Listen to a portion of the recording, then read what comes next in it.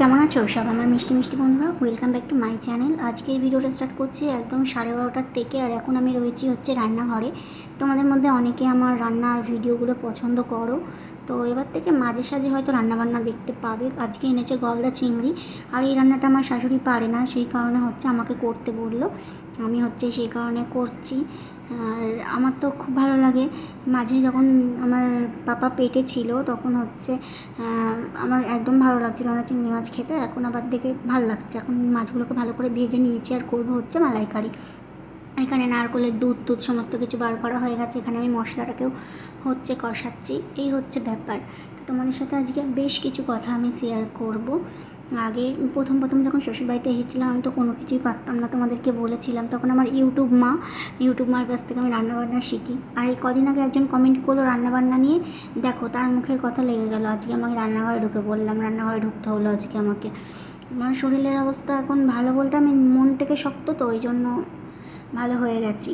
আর কেউ আমাকে না দেখে বলবে না, মানে বলতো না, সবাই বলতো খুব আতুষি মেয়েটা, এটা ওটা। নার্সিং হোমে যখন গেছি তখন আয়াগুলো বলছে এই মেয়েটাকে নিয়ে একটু প্রবলেম হবে, কিন্তু লাস্টে ওরা বলেছে না, একে নিয়েই কোনো প্রবলেম হয়নি, নিজেরটা সব নিজেই করে নিয়েছে।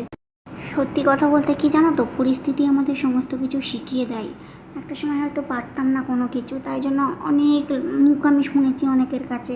ছোটোবেলার থেকেই অনেক কাজে অনেকের কাছে অনেক মুখ টুক শুনেছি, কিন্তু জীবন আমাকে এখন অনেক কিছু শিখিয়ে দিয়েছে। এখন হয়তো আমার মতো অনেকে পারে না, এটা আমি গ্যারেন্টি দিয়ে বলতে পারি। সত্যি এখন আমার মতো অনেকে পারে না। তারপরে তোমাদের দাদাভাইয়ের টিফিন প্যাক করে দিচ্ছি। আর এই হচ্ছে রান্নাটা। তো কেমন লাগছে রান্নাটা দেখতে কমেন্টে অবশ্যই জানিও। জানো তো, একটা সময় আমি জীবনে শান্তি চেয়েছিলাম, আর এখন জীবন আমাকে পুরোপুরি শান্ত করে দিয়েছে।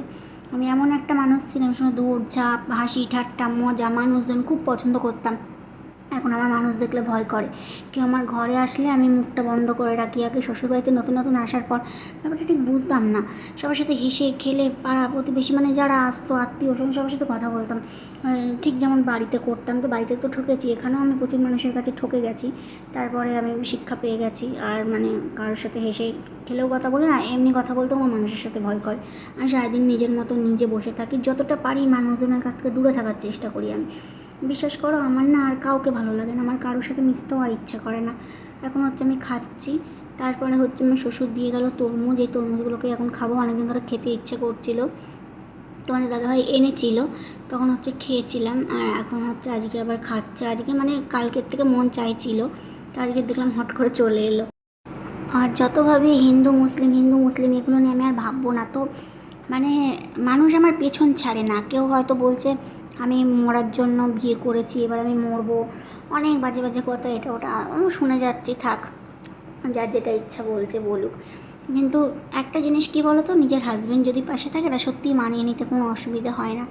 এটা আমি বলবো। অনেকে আমাকে কমেন্ট করে যে দিদি ভাই আমি হিন্দু, তোমার মতো আমার প্রবলেম, একটা মুসলিম ছেলেকে ভালোবাসি। তো আমি সবাইকে একটা কথাই বলি, যেই মানুষটার হাত ধরে যাবে।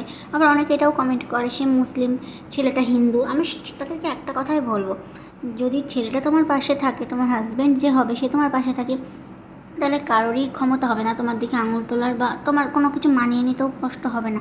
সে তোমাকে দেখবে তোমার পাশে যদি থাকে, সেও তো জানে যে তুমি একটা আলাদা ধর্মের থেকে এসেছো। দুজনের মতো থাকলে এই হচ্ছে ব্যাপার। আর কি বলি বলো, এখন হচ্ছে পাপার দুধের বোতলটা আমি ধুচ্ছি। আর মন মেজাজ কোনো কিছু ভালো লাগছে না। একটা সময় মানে যেই জিনিসগুলো অনেক করে চাইতাম না, এখন সেই জিনিসগুলোর থেকে আমি দূরে পালাতে চাই। সেই জিনিসগুলো আমার আমার বোঝা হয়ে গেছে, কে কেমন মানুষ কীরকম। এখন সবচেয়ে শান্তি লাগবে যদি নিজের একটা ছোট্ট একটা ঘর হয়, ছোট্ট একটা রান্নাঘর। সেখানে আমি নিজের মন মতো রান্না করব, নিজের মন মতো থাকবো পাপাকে নিয়ে। কতই না ভালো হবে বলো। সারাটা দিন আমি কত হাসি খুশি থাকবো। আমি প্রচুর গাছ লাগাবো আমার একটা বাড়ি হলে। এই হচ্ছে ব্যাপার। এখন খিদে পেয়েছি সন্ধ্যাবেলা, এখন চলে এসেছি দুধ জাল দিতে।